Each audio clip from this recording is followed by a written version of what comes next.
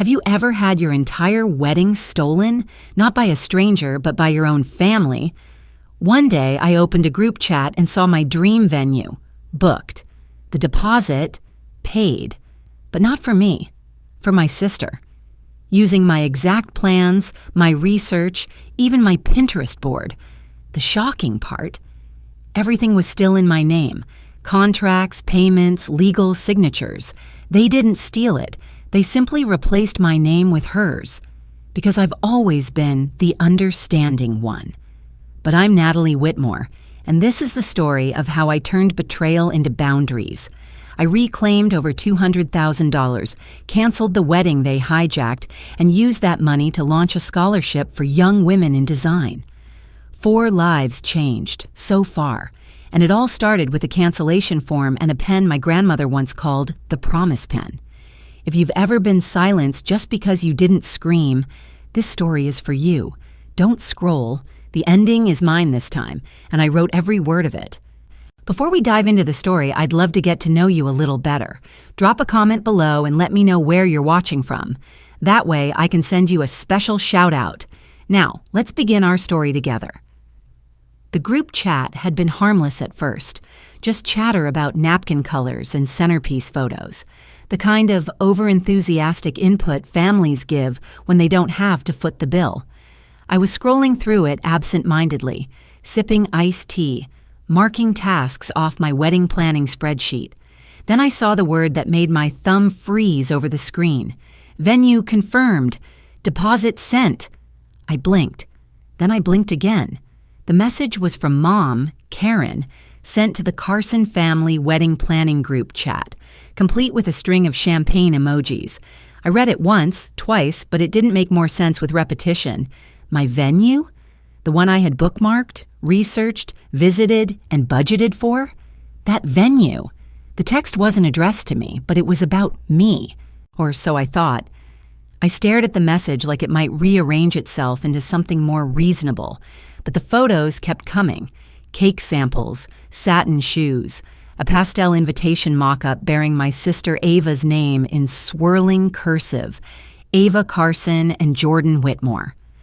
I closed the chat and opened my wedding calendar, the one still pinned neatly above my fridge, each week color-coded by task. Confirm florist, check dress fitting, call Grandma June's jeweler. I could practically hear her voice in the kitchen again, like she used to say when I was a kid. People disappoint. Paper doesn't. She meant receipts, budgets, legal documents, proof. I turned slowly toward my corkboard, the one covered in printed Pinterest boards, Post-it notes, and my own hand-drawn sketch of the reception layout. And there, sitting beneath it all like a quiet nod to everything I'd worked for, was my financial spreadsheet. Every line item categorized, every cost tracked. The venue was highlighted in pale yellow. Estimated deposit $28,000. Status, pending. But now it wasn't.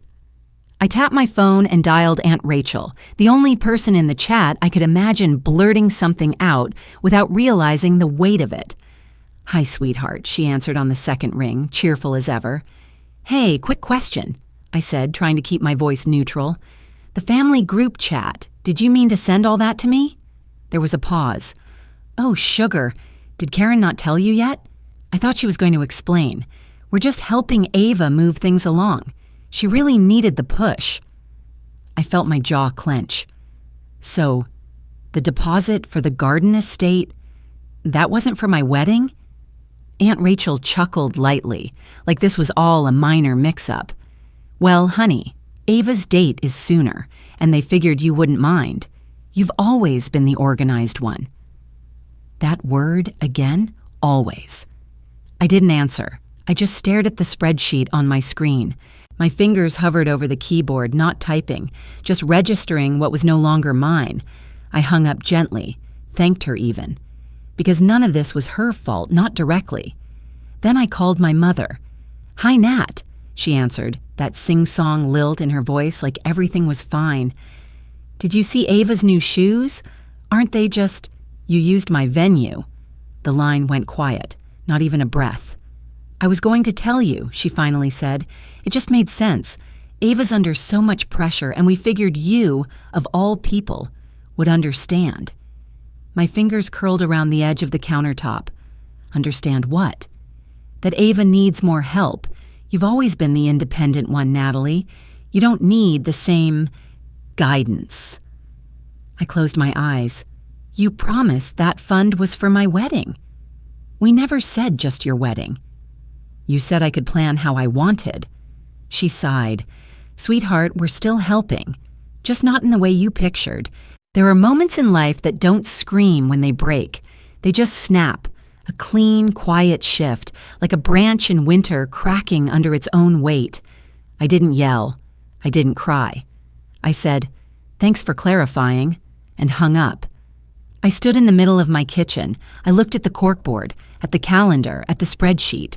All of it had been carefully assembled over the last year, line by line, box by box, plan by plan. I wasn't obsessive. I was prepared. But I hadn't prepared for this.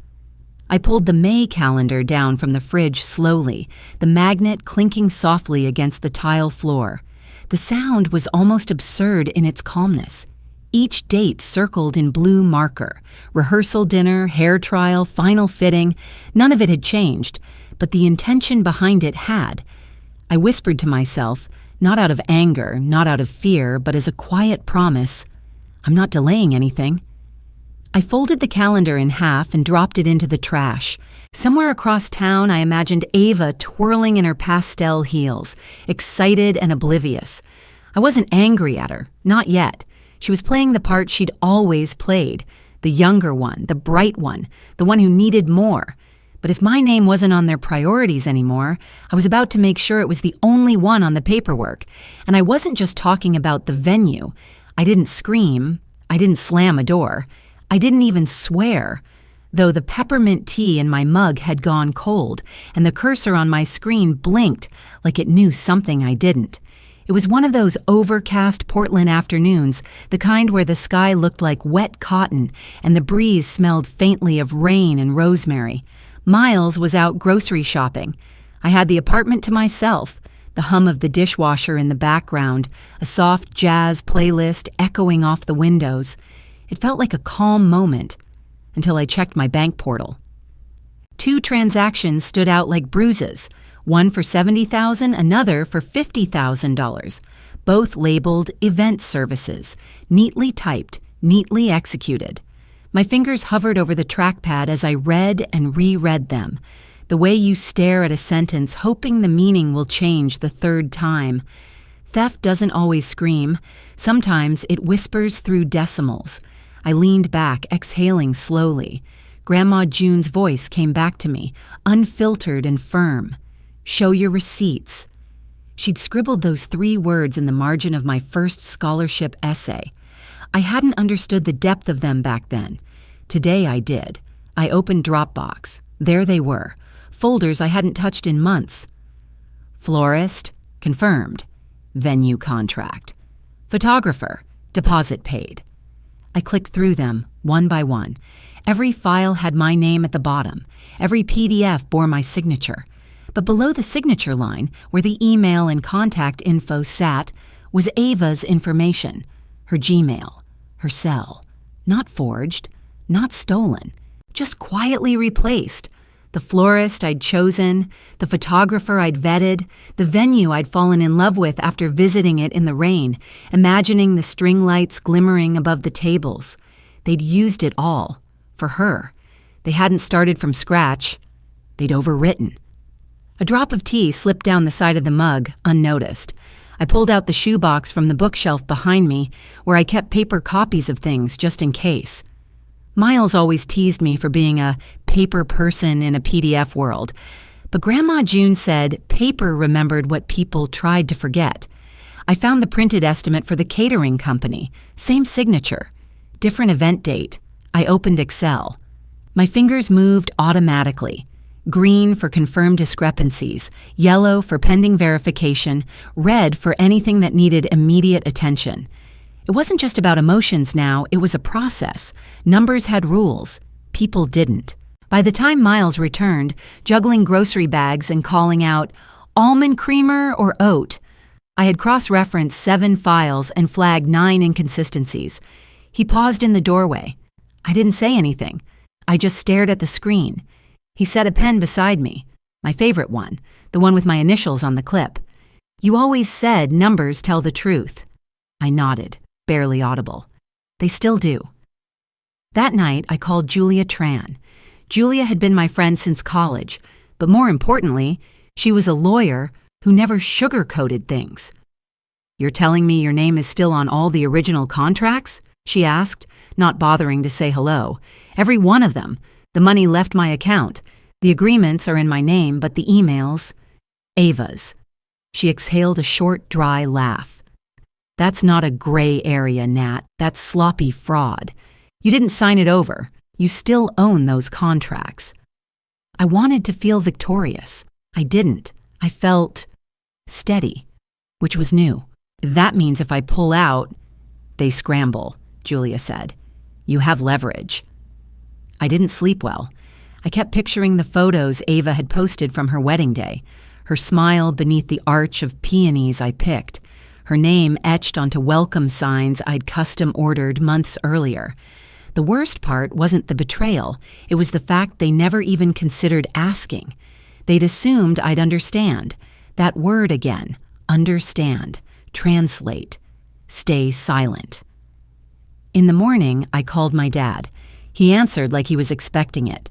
"Sweetheart," he said in that calm, coached voice, "we thought you might be upset." "I'm not upset," I said, though my fingers curled tightly around the edge of the table. "I'm confused. Why didn't anyone tell me?" There was a pause, longer than it should have been.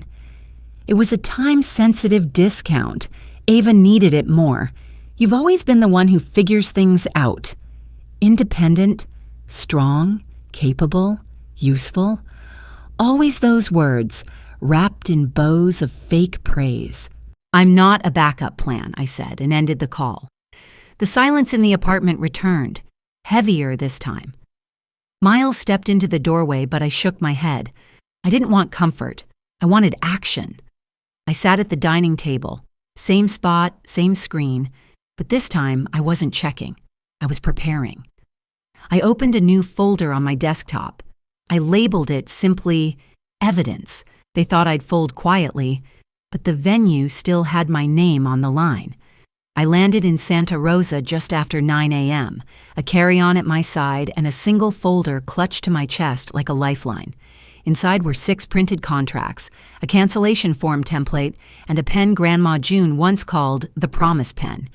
She'd given it to me the day I turned 18, along with a whisper, "A signature is a promise, even when no one else keeps theirs." I never thought I'd need to believe that this literally. The rental car smelled like lemon wipes and plastic. As I drove through the vineyard-dotted roads of Sonoma Valley, a breeze pushed against the windows, warm and herb-scented. I rolled one down. The scent was undeniable. Lavender, crushed grapes, a hint of pine. It smelled like calm, like reclamation. When the estate came into view, it stopped me. Marigold Estate had always been my dream venue, not because it was grand, but because it felt like home. Bougainvillea climbed the cream-colored walls, and ivy curled around the white stone columns like lazy vines claiming space. A hand-lettered sign leaned against the entry arch. "Welcome, Ava Plus," in faint pencil, like the name hadn't been decided or was waiting for final approval. But the name on the contract had always been mine. Inside, the lobby was a balance of rustic and elegant. Polished walnut desk, a ceramic pitcher of lemon water, and floor-to-ceiling windows framing the vineyard. A woman in her mid-50s looked up from her computer and offered a polite smile. Her name tag read, Ray. "Welcome to Marigold Estate," she said. "How may I help you today?" I stepped forward and returned her smile, calm and composed.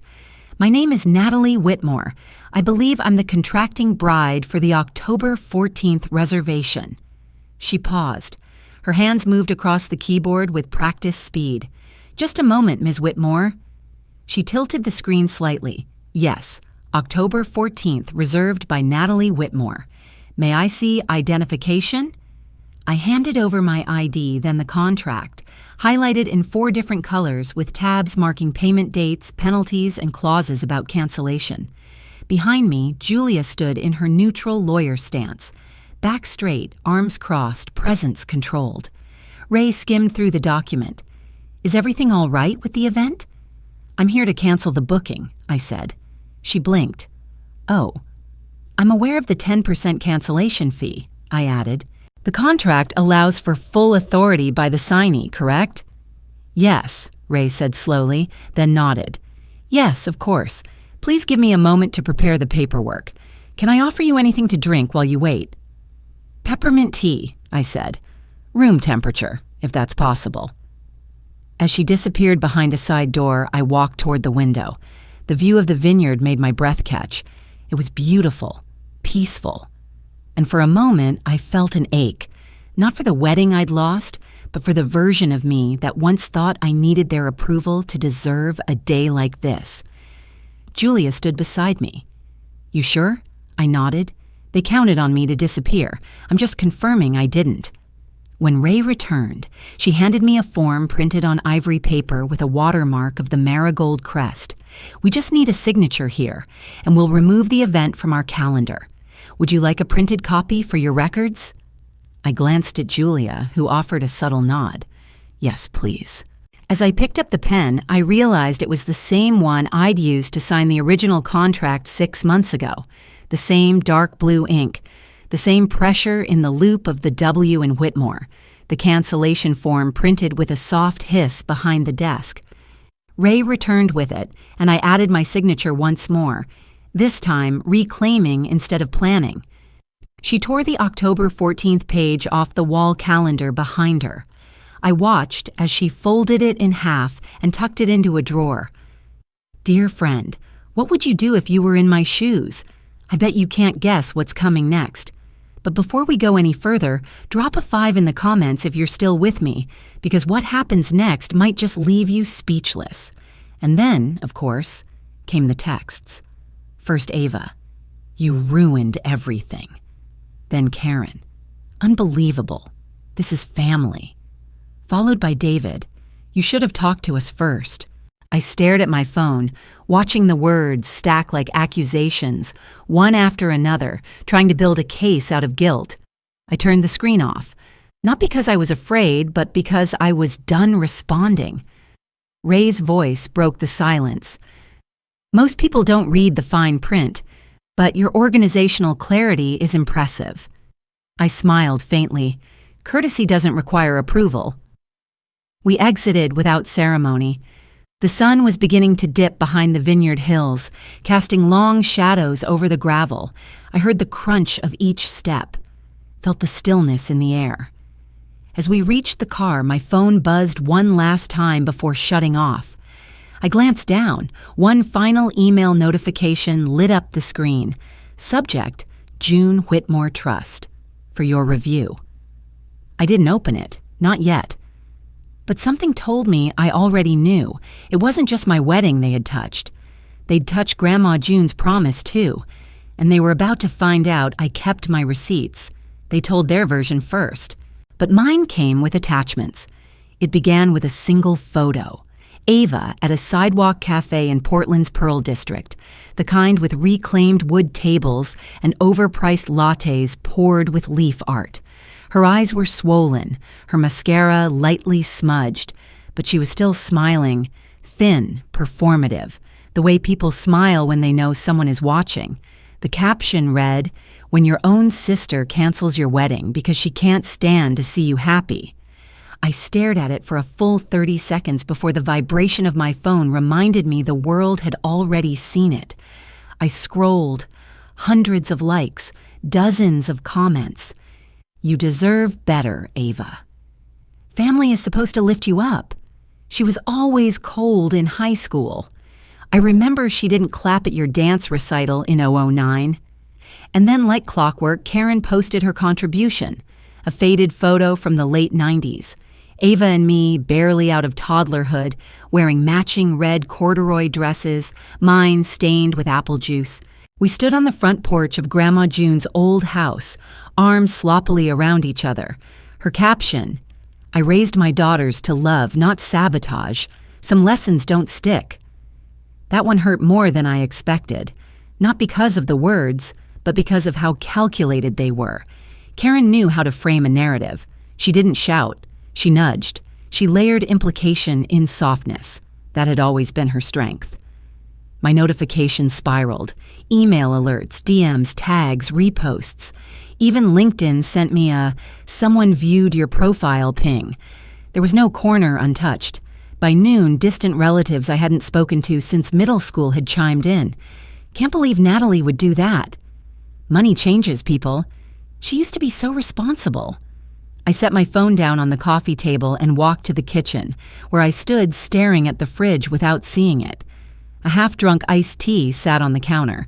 Post-it notes with wedding quotes still clung to the cabinet door. "Love doesn't divide, it multiplies." It felt like a joke. Back on the couch, Miles had stopped folding laundry. He was holding one of my old college sweatshirts, absently turning it in his hands. "You don't have to defend yourself," he said gently, "but you can define the truth." I sat down next to him and let that sentence hang for a beat. Then I opened my laptop. The folder labeled "Evidence" had been ready since Sonoma. I'd updated it last night with one more PDF, a final refund email from the florist, confirming cancellation fees and the original deposit, drawn from my account. Ava's name was copied on the chain, my signature, their wedding. I highlighted everything I'd need: wire transfers totaling $120,000, vendor contracts bearing my name, emails redirecting service to Ava's address, screenshots of the florist's memo. "Per your request, we've reissued payment to the new client, Ava Whitmore." I didn't cry. I didn't shake. I'd already done both.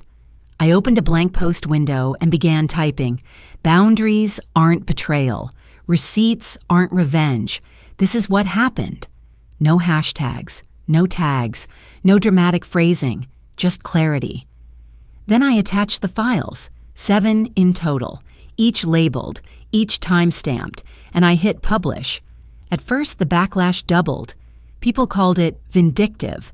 Others said I was airing dirty laundry. One comment read, "What happened to keeping family matters private?" That one came from someone with a prayer quote in their bio. But then came the shift. An old college roommate commented, "This is the most measured response I've ever seen. Facts over feelings." A stranger added, "Been through the same. My cousin drained our joint inheritance for her destination wedding. Thank you for showing it's okay to set a line." Julia texted, "That's how you litigate with grace." Even a second cousin who'd originally piled on replied to her own comment with a single word, "retracted." The tide didn't go viral. There were no headlines or think pieces, but it turned just enough to breathe. I logged out, not as an act of defiance, but as an act of peace. By evening, the apartment felt different. Smaller, heavier, like it had absorbed the weight of everything unspoken. I lit a candle by the sink. One Grandma June had gifted me the Christmas before she passed. It smelled like cedar and citrus, clean, focused. "They wanted me silent," I whispered, the words forming slowly, not because I was wrong, but because I was inconvenient. Miles reached for my hand. No words, just presence. Then came the knock. Not loud, not rushed, just 3 soft raps at the door. Miles moved first. He peered through the peephole, then opened the door with a cautious creak. No one stood outside. But resting neatly against the threshold was a large, yellowing envelope. No stamp, no return address. He bent down, picked it up, and handed it to me. Inside were 2 documents. The first was short, 1 page.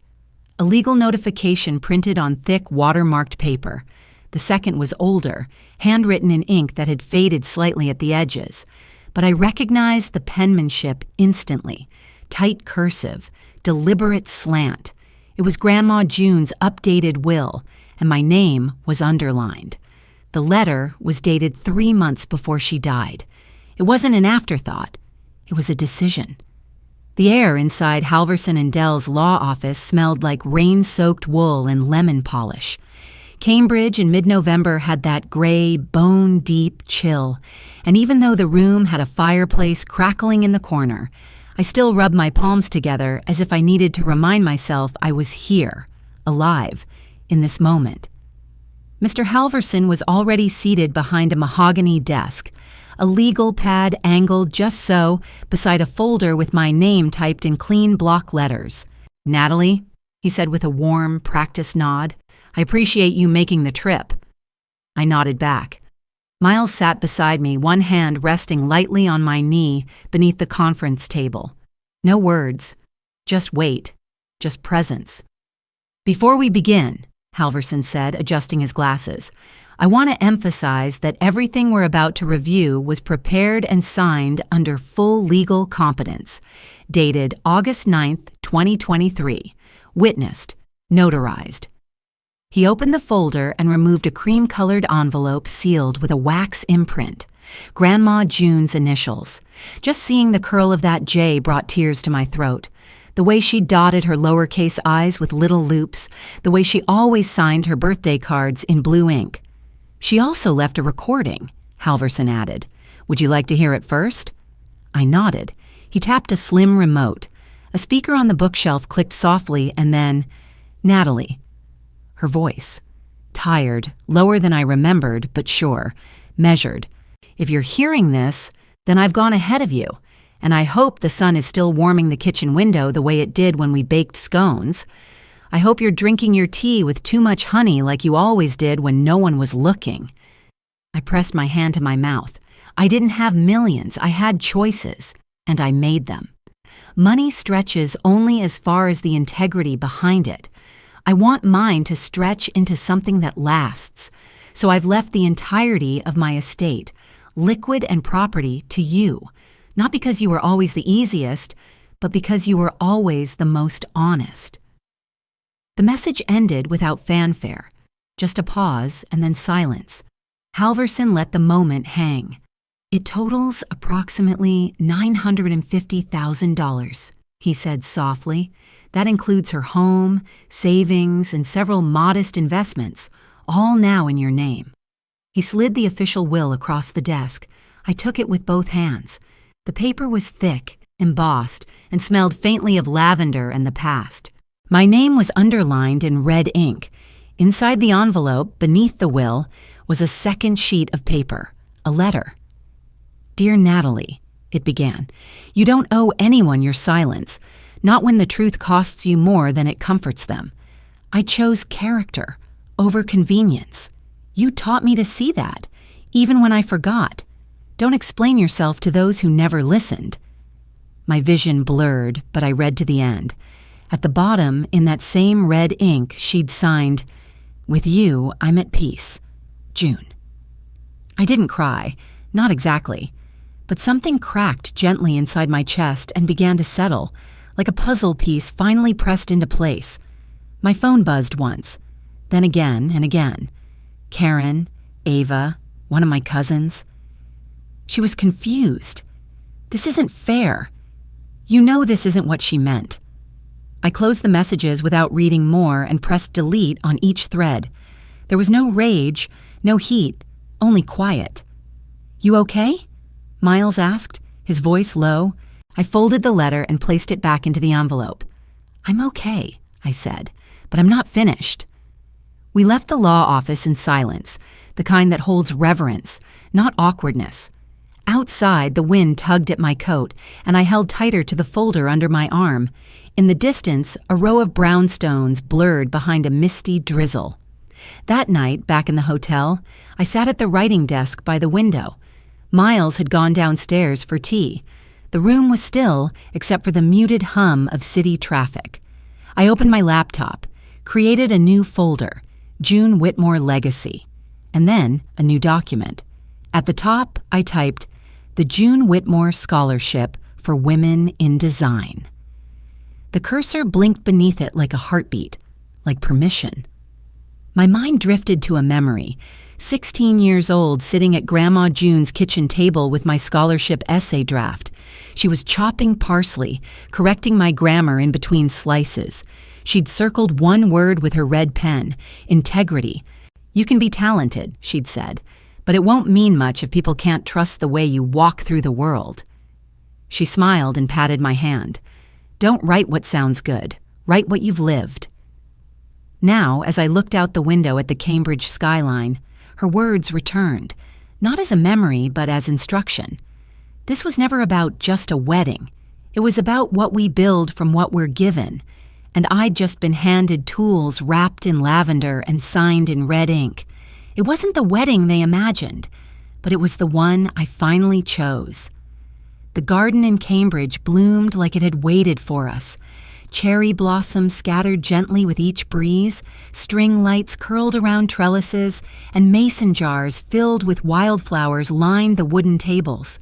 There was no aisle, no assigned sides, just folding chairs on grass and people who showed up because they meant it.